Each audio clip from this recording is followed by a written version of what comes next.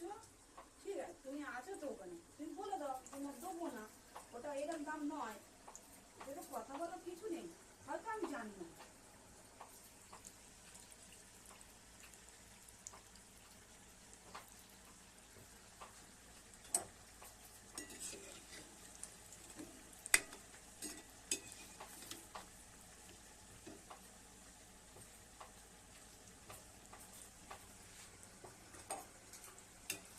সেদিনকে জলের কথা তুমি বাচ্চা হয়েছিল না, মনে আছে?